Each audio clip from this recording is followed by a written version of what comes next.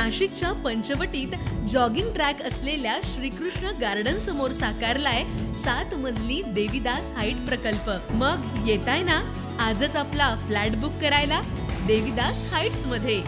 आमचा मोबाईल क्रमांक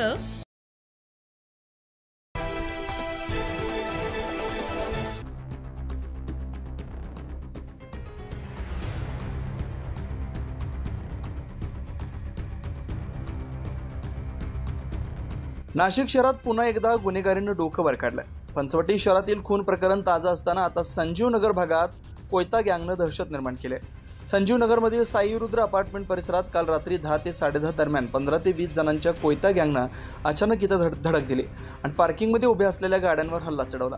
कोयता, तलवार, दगड अशा हत्यारांच्या साह्यानं गाड्यांच्या काचा फोडण्यात आल्या आणि परिसरात मोठ्या प्रमाणावर शिवीगाळ देखील करण्यात आली। ही संपूर्ण घटना परिसरातील सीसीटीव्हीमध्ये कैद झाली असून काही जागरूक नागरिकांनी या घटनेचं मोबाईलमध्ये व्हिडिओ देखील शूट केलं। या अचानक आलेल्या कोयताधारी टोळक्यामुळे परिसरात मोठी दहशत पसरली आहे।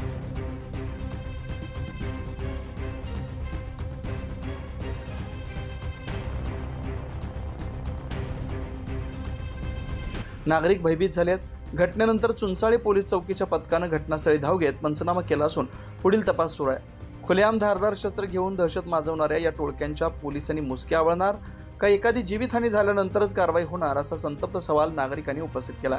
रात्री 9:45ला कंप्लीट 7 ते 6 गाड्या होते। त्यांच्या गाडीमधले ना 3-3, 4-4 माणसं होते आणि ते डायरेक्ट आहे ना इथून आहे ना डायरेक्ट नारेबाजी करताना आतमध्ये घुसले आणि आतमध्ये घुसले तेव्हा इथे 2-3 माणसं उभे होते।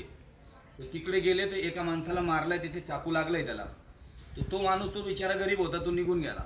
परत समोर इथे बिल्डिंगचे आपले काय म्हणतात ते टाकीचे खाली आहे ना ते त्या माणसाला भाडेकरीला मारला। तो भाडेकरी आहे ना म्हणजे बेशुद्ध झाला, म्हणजे त्याला खूप ब्लड, म्हणजे उभा राहायला सुद्धा जागा नव्हती त्याला, म्हणजे त्याला उचलला नेऊन गेले।